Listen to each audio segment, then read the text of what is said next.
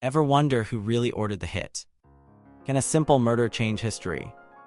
Number 9. Paul Castellano, the boss who fell in front of a steakhouse. Did you know one of the most powerful mob bosses in America was gunned down while going out for dinner?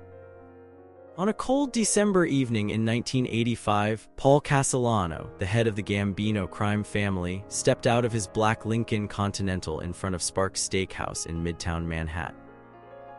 He never made it through the restaurant doors. Castellano, known as the Howard Hughes of the mob and Big Paul, had been leading one of New York's 5 major mafia families since 1976. With his tailored suits and business-like approach, he seemed more like a CEO than a gangster. But beneath the polished exterior was a man who controlled a vast criminal empire of labor racketeering, loan sharking, and countless other illegal operations. The hit was as brazen as it was shocking. In the early evening rush hour, with Christmas shoppers bustling about, 3 men in trench coats and Russian fur hats approached Castellano and his underboss, Thomas Bilotti, and opened fire. The assassination played out like a scene from a movie: multiple gunshots, bodies on the sidewalk, and assassins calmly walking away before disappearing into the crowd. Behind this bloody sidewalk execution was none other than John Gotti, an ambitious capo in Castellano's own family. Gotti, with his flashy style and media savvy, had grown frustrated with Castellano's leadership and business-first approach.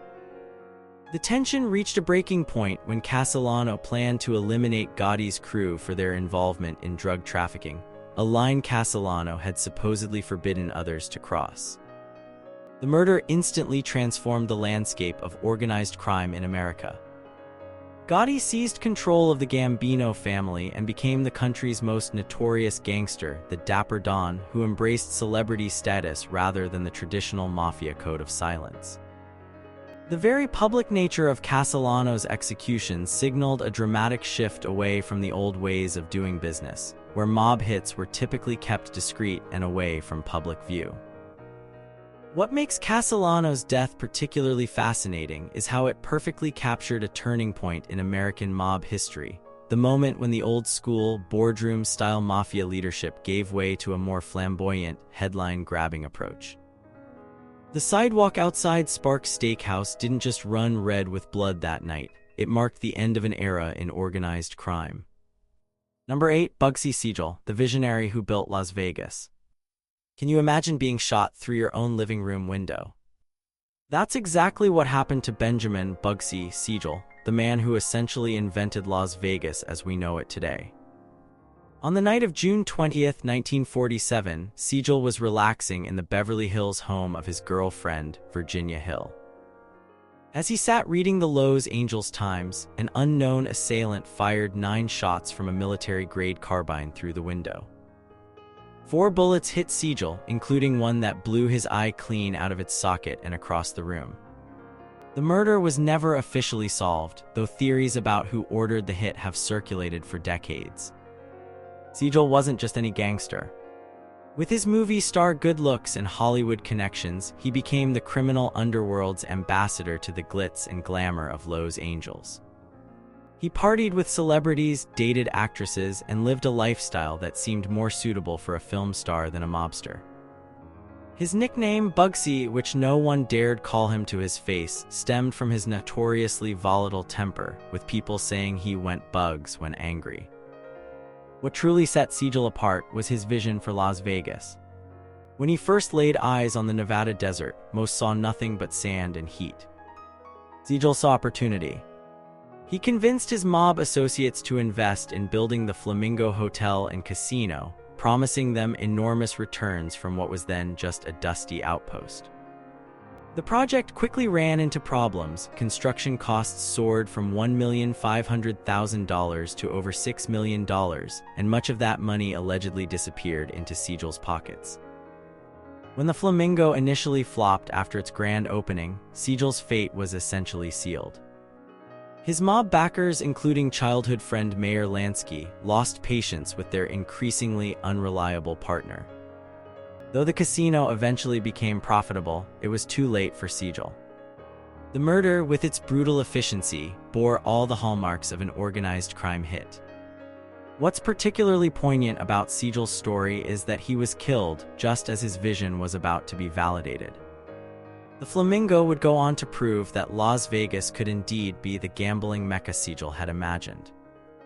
Today's multi-billion-dollar Las Vegas Strip stands as a monument to his foresight, even as the details of his violent end remain shrouded in mystery.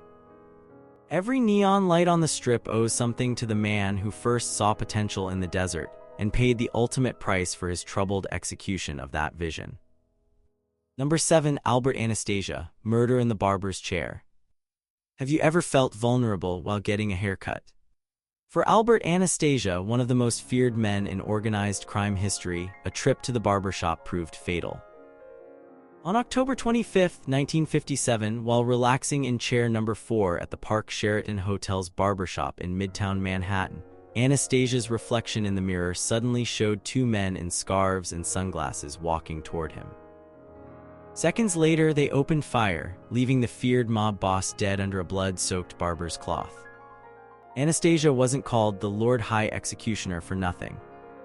As the leader of Murder, Inc., he was believed to be responsible for orchestrating between 30 and 100 murders personally, while his organization carried out hundreds more. His reign of terror lasted for decades, making him one of the most notorious killers in American criminal history. Unlike some of his more business-minded contemporaries, Anastasia had a reputation for brutal violence and sudden, explosive anger. The barbershop murder was as symbolic as it was shocking. Here was a man who had ordered countless executions, now himself vulnerable and exposed. The hit was carried out with precision and daring in broad daylight in a hotel barbershop in one of the busiest areas of New York City.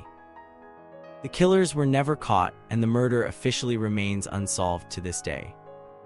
Behind the scenes, the killing appears to have been orchestrated by a combination of underworld forces, with Carlo Gambino, Anastasia's underboss, and Vito Genovese likely conspiring to remove the volatile Anastasia. The power vacuum created by his death led to significant reorganization in the American mafia, with Gambino taking control of what would become the Gambino crime family. What makes the Anastasia murder particularly fascinating is how it's become embedded in popular culture. The image of a mobster being gunned down in a barbershop has been recreated and referenced in countless movies and TV shows. The 1957 hit exemplified the peculiar mix of mundane, everyday activity and extreme violence that characterized mob life. Even the most feared killers eventually let their guard down, perhaps while enjoying something as simple as a shave and a haircut. The irony wasn't lost on the public. The man responsible for so many deaths met his end in one of the most vulnerable positions possible, relaxed in a barber chair, face covered in hot towels, completely unprepared for what was coming. For a man who had lived by violence, it was perhaps fitting that he died in such a dramatic, headline-grabbing way. The barbershop murder remains one of the most iconic mob hits in American history. Number 6. Joe Colombo, the mob boss shot at his own rally. Can a civil rights rally become a crime scene? For Joe Colombo, founder of the Italian-American Civil Rights League, it did. In one of the most bizarre twists in mob history, Colombo was shot in broad daylight on June 28, 1971, at his own organization's rally in Columbus Circle, New York. As 50,000 people gathered for the event, a black man named Jerome Johnson approached Colombo, pulled out a gun, and shot him 3 times in the head before being killed himself by Colombo's bodyguards. Colombo didn't die immediately. Instead, he lingered in a vegetative state for 7 years before finally passing away in 1978. The shooting effectively ended his career as a mob boss and public figure, creating a limbo where he was neither dead nor truly alive, a ghostly presence in the ongoing saga of New York's criminal underworld. What made Colombo unique among mob bosses was his very public profile. Furious about the FBI's harassment of Italian Americans and the media portrayal of Italians as criminals, Colombo formed the Italian American Civil Rights League in 1970. The organization grew rapidly, claiming 45,000 members and actually succeeding in pressuring the Justice Department to stop using the terms mafia and Cosa Nostra in official communications.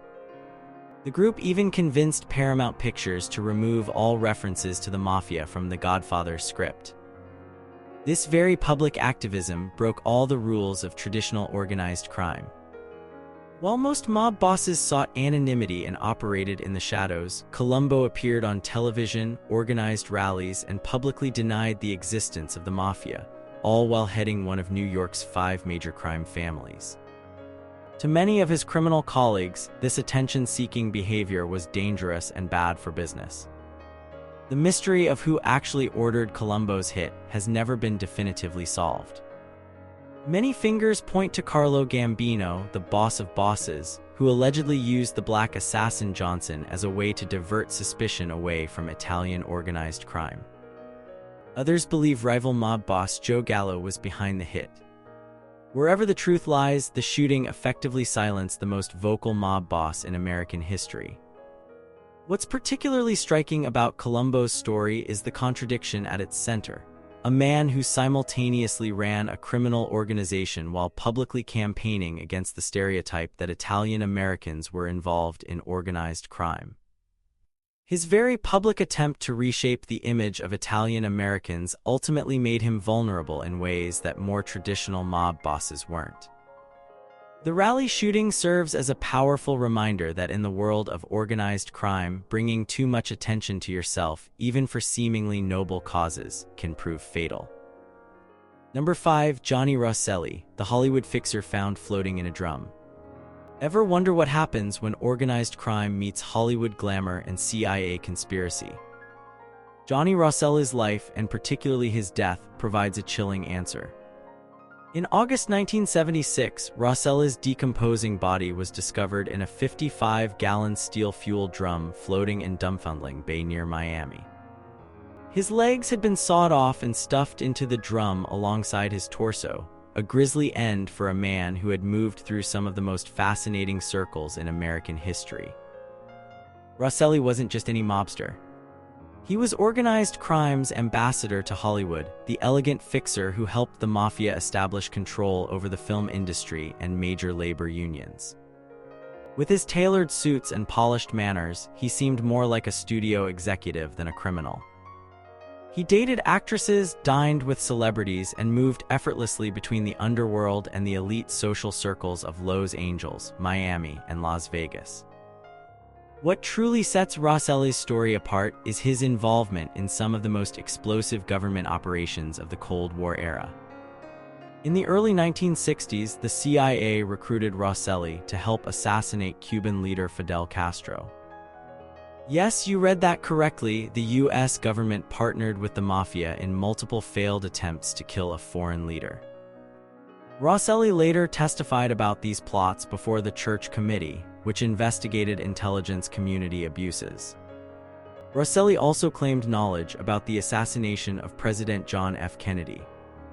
Just weeks before his murder, he told columnist Jack Anderson that the CIA mafia plots against Castro had turned around and been used against Kennedy. Whether this was true or simply Rosselli trying to gain leverage as legal troubles mounted around him remains one of the great unanswered questions in American history. His gruesome murder bore all the hallmarks of a mob hit.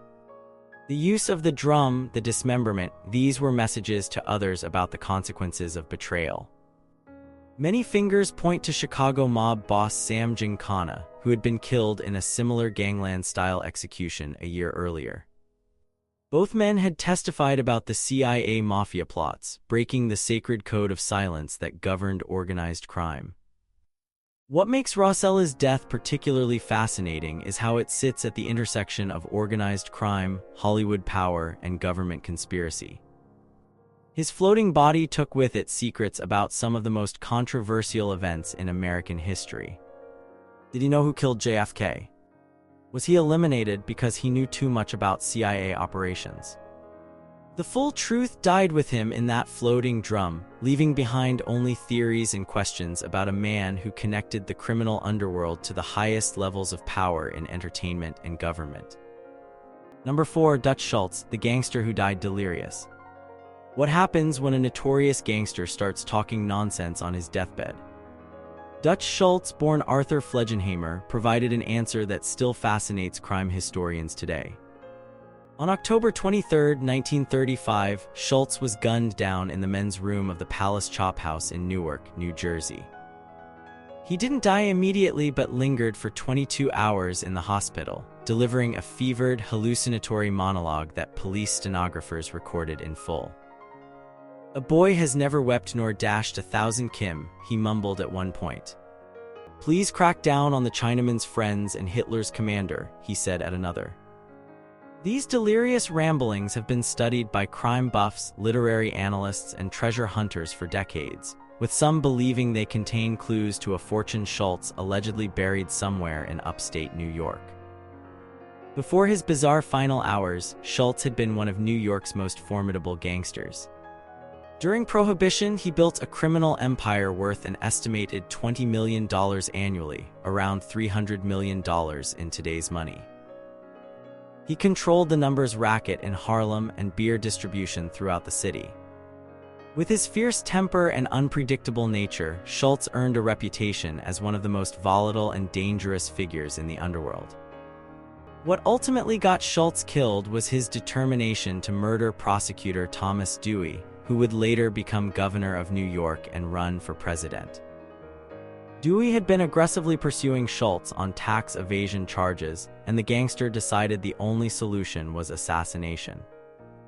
This plan horrified the other crime bosses, who feared the unprecedented heat that killing a prominent prosecutor would bring. The underworld's governing body, known as the Commission, decided that Schultz himself had to go before he could carry out his plan against Dewey. Murder Inc. hitman Charlie the Bug, a workman, was dispatched to carry out the hit, finding Schultz in the restaurant bathroom before also shooting 3 of his associates at their table. In a strange twist, Workman got lost in the unfamiliar neighborhood after the shooting and ended up asking a police officer for directions to the train station. What makes the Schultz murder particularly fascinating is the contrast between his fearsome life and his puzzling, almost poetic death. The tough-as-nails gangster who terrorized competitors and built a criminal empire ended his days spouting nonsensical phrases that have been analyzed like cryptic literature. His death also marked an important moment in organized crime history, the point where the collective interests of the Commission took precedence over the actions of individual gangsters, no matter how powerful they might be. The decision to eliminate Schultz rather than allow him to assassinate Dewey showed that even in the criminal underworld, there were lines that couldn't be crossed without consequences. Number 3. Carmen Galante, death with a cigar. Have you seen the photo of a dead man with a cigar still in his mouth? That macabre image belongs to Carmen Galante, the acting boss of the Bonanno crime family, who was gunned down while dining at Joe and Mary's Italian restaurant in Brooklyn on July 12, 1979. The crime scene photographs show Galante sprawled on the restaurant patio, sunglasses thrown askew, with his trademark cigar still clenched between his teeth, an eerie final portrait that has become one of organized crime's most iconic images. Galante wasn't just any mobster. Known as the Cigar and Lilo, an abbreviated form of Liliu, Sicilian for little, he had a reputation for extreme brutality that stood out even in the violent world of the mafia. An enforcer since his teenage years, Galante was rumored to have personally carried out dozens of murders. FBI agents who monitored him described his eyes as cold and dead, while one prison psychiatrist diagnosed him as having a psychopathic personality. After spending time in prison for drug trafficking, Galante returned to New York in the early 1970s determined to seize control of the city's criminal operations. He began systematically eliminating rivals and consolidating power, particularly in the lucrative heroin trade. His ambition and brutality made him rich, but also earned him powerful enemies in the other crime families. The hit itself was carried out with military precision. 3 men in ski masks entered the restaurant while Galante was eating lunch with his cousin and 2 bodyguards. The gunmen opened fire with shotguns and handguns, killing Galante and 2 others instantly. One bodyguard, oddly enough, was spared, leading to speculation that he had helped set up the hit. The assassins then calmly walked to a waiting car and disappeared. The assassination was almost certainly sanctioned by the Commission, the governing council of the 5 New York crime families. Galante had become too independent, too greedy, and too unpredictable. His actions threatened the balance of power and profit-sharing arrangements that kept peace among the families. The other bosses, including the powerful Carlo Gambino, reportedly voted unanimously to remove him. What makes Galante's death particularly fascinating is how it perfectly captured both his personality and the changing nature of the mafia in the late 1970s. That final image, the cigar still in his mouth, seemed to symbolize his defiance and toughness even in death. Yet his elimination also represented the old guard pushing back against a rogue element, showing that for all its internal conflicts, organized crime still functioned as an organization with rules and consequences. The very public nature of the hit, executed in broad daylight at a popular restaurant, demonstrated that the mafia was becoming less concerned about public exposure, a trend that would continue into the flamboyant Gotti era of the 1980s. Number 2. Sam Giancana, the man who knew too much. Can a simple plate of sausage and peppers be your last meal? For Chicago mob boss Sam Giancana, a late-night snack in his own basement led to his demise. On June 19, 1975, Giancana was preparing a late supper in the basement kitchen of his Oak Park, Illinois home when someone he clearly knew and trusted entered the house. The visitor fired a .22 caliber handgun into the back of Giancana's head, then followed up with 6 more shots to his face and neck at close range. A pot of sausage and peppers still simmered on the stove as the 67-year-old mobster lay dead on his basement floor. Giancana wasn't just any mob boss. Momo, short for Mooney, a nickname stemming from his unpredictable behavior, had connections that stretched from the streets of Chicago to the White House itself. During his reign as head of the Chicago outfit from the late 1950s to the mid-1960s, Giancana cultivated relationships with celebrities, politicians, and even intelligence agencies. He shared a girlfriend with President John F. Kennedy. Judith Campbell ex-Snur helped deliver crucial votes for Kennedy's 1960 election, and like Johnny Rosselli, participated in CIA plots to assassinate Fidel Castro. What makes Giancana's murder particularly intriguing is its timing. He was killed just days before he was scheduled to testify before a Senate committee investigating CIA assassination plots. Had he lived to tell what he knew about these operations, and potentially about the Kennedy assassination, history books might read very differently today. The murder itself has never been officially solved. Some theories point to the Chicago outfit itself, concerned that Giancana would reveal mob secrets to save himself from legal troubles.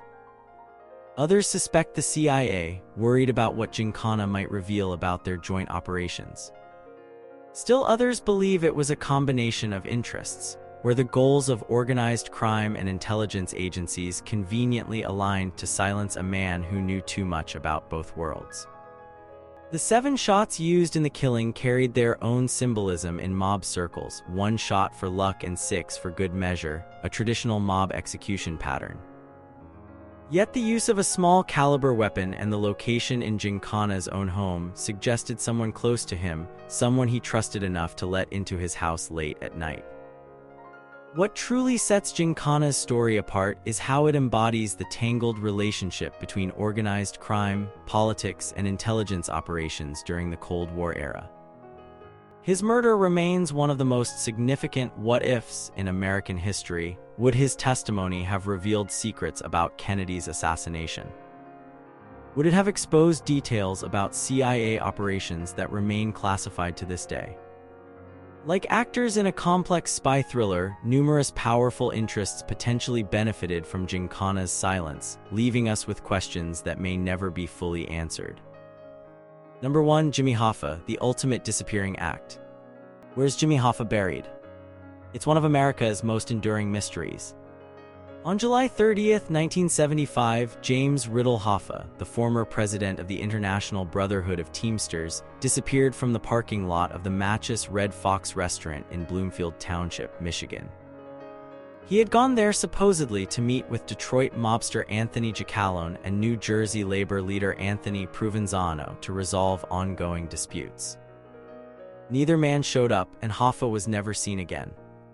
Hoffa wasn't just a labor leader, he was an American icon. Rising from humble beginnings as a warehouse worker, he built the Teamsters into the largest and most powerful union in the country. At his peak, Hoffa controlled a union of nearly 2 million members and a pension fund worth billions. His influence stretched from trucking companies to national politics, making him one of the most powerful men in America. That power came with dangerous connections.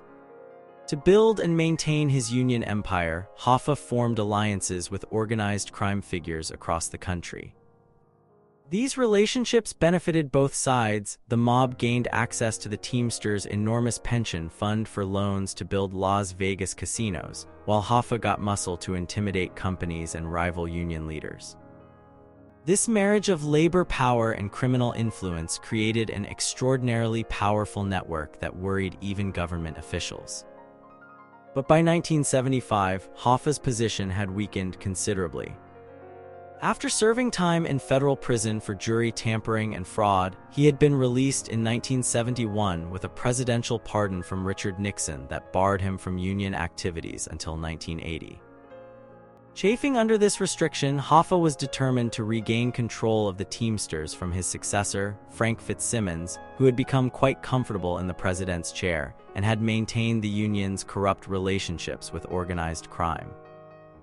This comeback attempt put Hoffa on a collision course with both the mob, which preferred the more compliant Fitzsimmons, and with former allies like Provenzano, with whom Hoffa had a bitter falling out.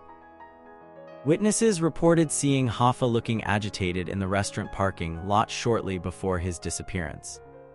His car was found unlocked, but there were no signs of struggle.